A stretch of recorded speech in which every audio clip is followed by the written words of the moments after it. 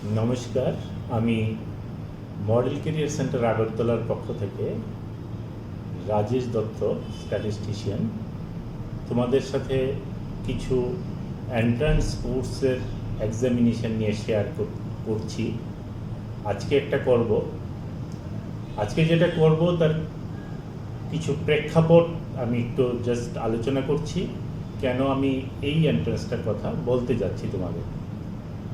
এই প্রেক্ষাপটটা হচ্ছে, আজকের দুনিয়ায় আমরা সবাই এক অদৃশ্য শক্তির বিরুদ্ধে লড়াই করছি। এই লড়াই প্রথম চীনে শুরু হয়েছিল মহামারী আকারে, তারপর সারা পৃথিবী জুড়ে একটা অতিমারী আকার ধারণ করেছে। এই অতিমারীর পরিপ্রেক্ষিতে আমরা ভারতবর্ষের অনেক সমস্যা সংকুল হয়েছি। তাই আমাদের প্রধানমন্ত্রী আমাদের লকডাউন 4-এর আগে আমাদের স্বনির্ভর হওয়ার জন্য উনি বলেছেন কিভাবে দেশকে আত্মনির্ভরশীল করে তোলা যায়।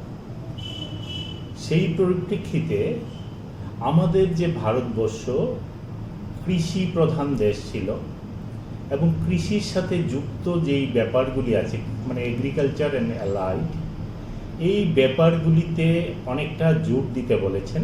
এবং আমরাও ভাবছি অনেক উন্নতশীল দেশ যারা ইন্ডাস্ট্রিয়ালিস্ট হয়ে গেছেন, ডেভেলপমেন্ট করেছেন ইন্ডাস্ট্রিয়ালিস্টে, সেই দেশগুলির সাথে যদি আমরা লড়াই করতে যাই তাহলে আমরা চেষ্টা করে ওদের সমকক্ষ হতে পারবো, কিন্তু কৃষি বা কৃষি বিষয়ক জিনিসগুলিতে আমরা ভারতবর্ষ সারা পৃথিবীর মধ্যেই এগিয়ে আছি। আমরা এই বিষয়গুলিতে আমরা এগিয়ে যাওয়ার জন্য আমরা চেষ্টা করতে পারি। তো আমি আজকে তোমাদের কাছে যেই মেসেজটা বা যে এন্ট্রান্সটা নিয়ে আলোচনা করব সেটা হচ্ছে ICAR অ্যান্ড রিসার্চের পরীক্ষা, অল ইন্ডিয়া লেভেল এক্সামিনেশন।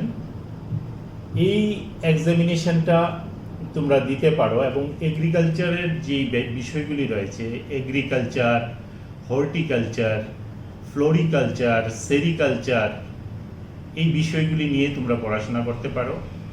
এছাড়া এই পরীক্ষার মাধ্যমে তোমরা food technology, biotechnology, agri engineering technology, এইগুলি নিয়েও তোমরা পড়াশোনা করতে পারবে।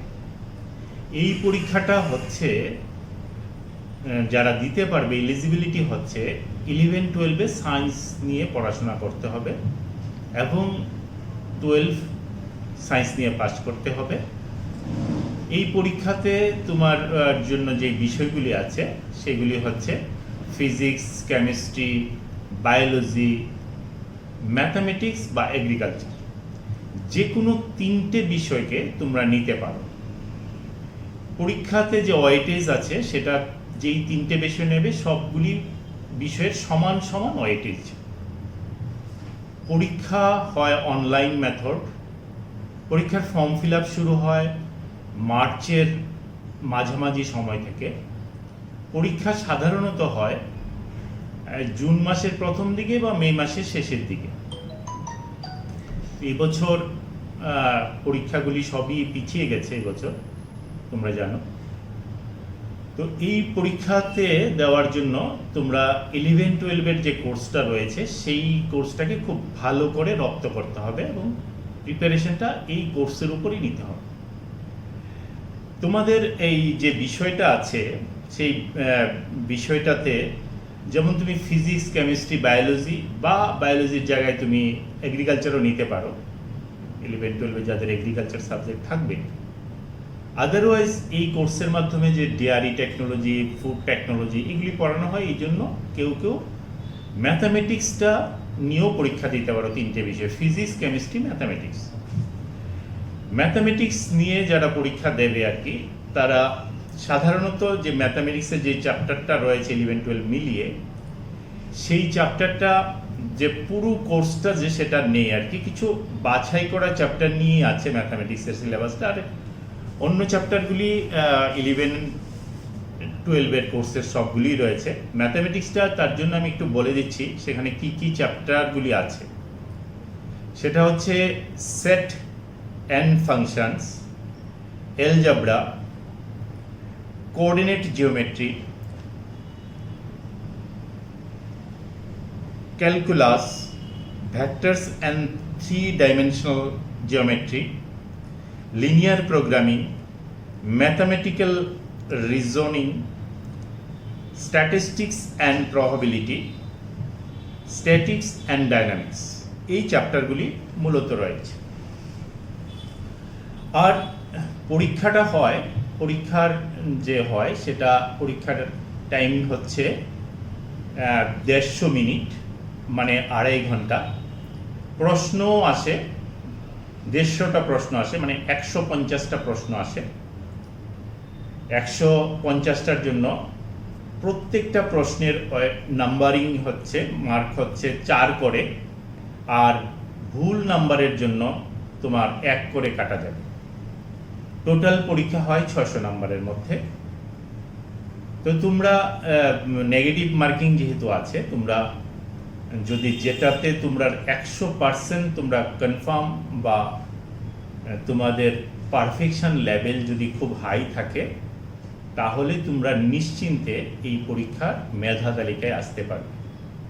আসার পর তোমরা ভারতবর্ষের মধ্যে যেই সেন্টারগুলি রয়েছে, মানে সিট রয়েছে, সেগুলি আমি একটু আলোচনা করে দিচ্ছি। তার আগে আমি বলছি, ফর্ম ফিল আপটা সাধারণত আমি বলেছি মার্চের মাঝামাঝি থেকে শুরু হয়। ফর্ম ফিল আপ করতে তোমাদের যারা জেনারেল রয়েছে তাদের জন্য রয়েছে 750 টাকা, আর যারা এসটি এসসি রয়েছে তাদের জন্য 375 টাকা। যেই সিটগুলি তোমাদের রয়েছে যেমন এই পরীক্ষার মাধ্যমে, তার চেয়ে অনেকটা বাড়তেও পারে অনেক সময়। তো মোটামুটি আমি একটা আইডিয়া দিচ্ছি। এগ্রিকালচারের উপরে রয়েছে 1024টা সিট, ফরেস্ট্রির উপর রয়েছে 55টা সিট, হর্টিকালচারের উপর রয়েছে 211টা সিট, ফিশারির উপর রয়েছে 83টা সিট,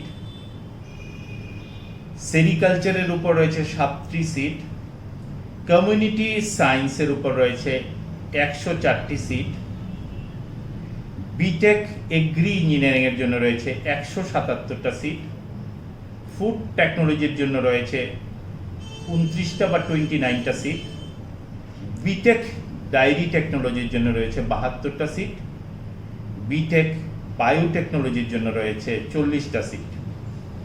তো তোমরা মেধা তালিকায় আসলে তোমরা এই সিটগুলিতে তোমরা পড়ার সুযোগ পাবে, এবং পরে আমি যেটা বললাম, তোমরা বিভিন্ন সরকারি এবং বেসরকারি ক্ষেত্রে তোমরা চাকরি করতে পারবে, এবং যে বায়োটেকনোলজি রয়েছে, যে কৃষির কিভাবে আরও অল্প জায়গার মধ্যে অধিক ফলন তোমরা করতে পারবে, সেই টেকনোলজি, বায়োটেকনোলজি, তার মাধ্যমে তোমরা দেশকে এবং তোমরা নিজেকে ডেভেলপ করতে পারবে। এই আশা রেখে আমি আজকের কথা বলা এখানেই শেষ করছি।